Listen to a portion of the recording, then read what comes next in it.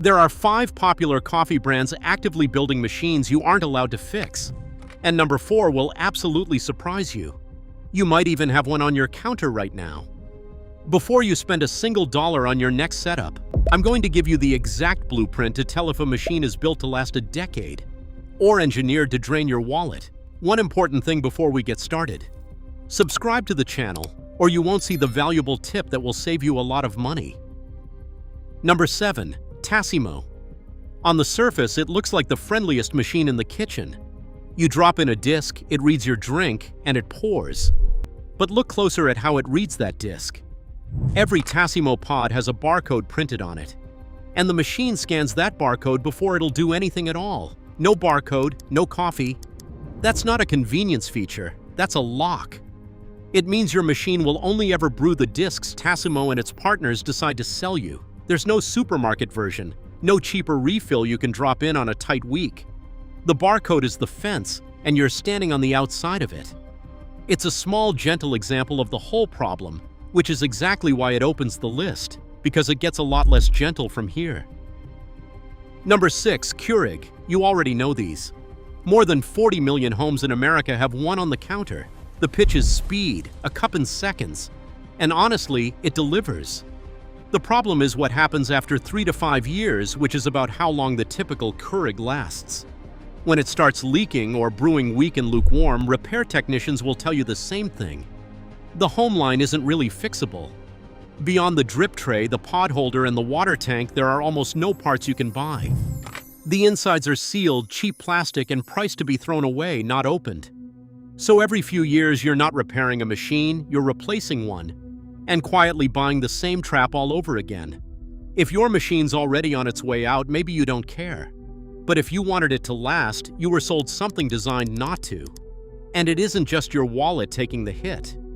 A machine built to be thrown away, feeding pods built to be thrown away is a whole lot of plastic for a single cup of coffee. Number 5. Nespresso, and specifically the Vertuo line. This one stings a little more because the coffee is genuinely good. But Vertuo takes that Tassimo idea and makes it airtight. Every Vertuo capsule has a barcode around the rim. The machine spins it up, reads it, and if it doesn't recognize that code, it simply won't brew. And here's the part most owners never find out. Nespresso holds a patent on the Vertuo capsule that runs until July 21, 2029, which means no other company is even legally allowed to make a pod that fits. The only outside coffee you'll ever put in that machine is whatever Nespresso itself decides to license. You didn't buy a coffee maker, you signed up for a subscription that happens to sit on your counter.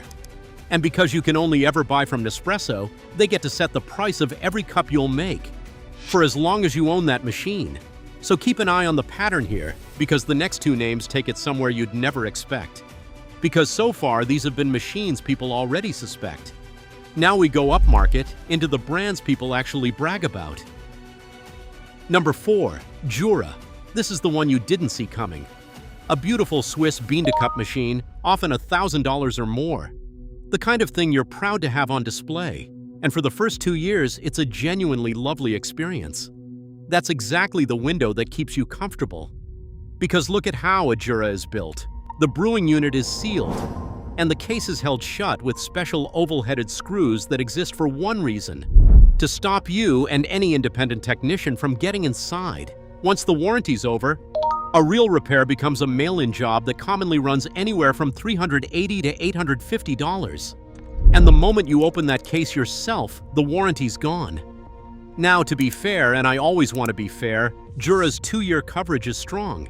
And if they can't fix it in that window, they'll replace it. There's also the small print most people miss. If the damage turns out to be caused by limescale, which is the single most common thing that goes wrong, and one of the most important reasons to stay on top of descaling, even that warranty won't cover it. And those screws don't loosen after year 2. You own the outside. Jura keeps the key to the inside. Number 3. Miele.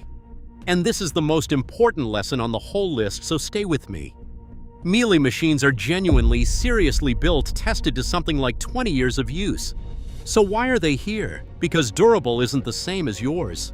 Almost every part inside a Miele is proprietary. A repair often isn't a repair at all, it's swapping out an entire sealed module, ordered through Miele's own distribution against your serial number. A single service visit starts somewhere around $320, and that's before you even get to a major module. Even diagnosing the problem needs Miele's own software tools, the kind you'll never have in your kitchen. So even after you spend $2,000 or $3,000, you still haven't bought a machine you can maintain. You've bought a beautiful, long-lasting cage, and Miele holds the only door. If the richest, most overbuilt machine on this list still locks you out, then price was never the thing protecting you, which brings us to the turn. Number 2, and this is where I have to be straight with you, because the lazy version of this video drops this brand in the villain pile and counts on you not checking. DeLonghi, the mass-market bean-to-cup that coffee snobs love to dismiss. Here's what they miss. DeLonghi machines use a removable brewing unit. It slides right out into your hand. You can rinse it, grease the seals, and swap a worn O-ring yourself at the sink with no special tools. And when something bigger goes wrong, an independent shop can actually work on it, with a typical fix closer to $150 to $350, cheap enough that repair almost always makes sense. Seiko, which is owned by Philips, uses the same removable brew unit design. So if you're shopping in that same space, the principle holds. The expensive Jura screws you out. The cheaper DeLonghi lets you walk right in. That's the whole game, hiding in plain sight. Number 1. The machines that never made you guess. The Gaggia Classic Pro and the Rancilio Silvia. Neither one is fancy, and that's the point. Both use the standard 58mm portafilter that the whole espresso world shares, including machines built around the E61 group head, like those from ECM, Profitec, and Rocket. That compatibility matters because it means parts aren't locked to a single manufacturer. On the Rancilio, you can swap a $5 O-ring without a second thought. On the Gaggia, almost every component is available and swappable, including the OPV, the overpressure valve, which is one of the most common upgrades owners make to dial in better espresso. People run these machines for 10, 15, 20 years because when a seal or a pump wears out, they fix it in an afternoon instead of throwing the whole thing away. And Breville, sold as Sage in the UK, is worth a mention here too. Their Barista Express and similar models sit in the same repairable spirit, with widely available parts and a strong independent repair community behind them. There's a whole ecosystem of guides, videos, and cheap parts built up around all of these machines, precisely because they were designed to be opened, not sealed shut. And here's the tip I promised, the one that actually saves you money. Before you buy any coffee machine, do one quick search, type the brand name, plus the words Brew Group, and spare parts. If the brewing unit comes out in your hand and you can buy seals and a pump without going through the manufacturer, that machine can last you 15 years. If the answer is a sealed case, a special screw, or a mail-in-only repair, you're not buying a machine, you're renting one. That single search can save you hundreds, sometimes over $1,000 across the next decade. So don't just memorize these names and call it done. Memorize the question, can I get inside and can I get parts? Answer that before you pay, and you'll never buy a rented coffee machine again. But knowing which machines to avoid is only half the picture. Because even among the ones you can actually own, most people still overpay, badly, buying 2 or 3 levels above what they really need. I broke down exactly where the smart money stops in my video.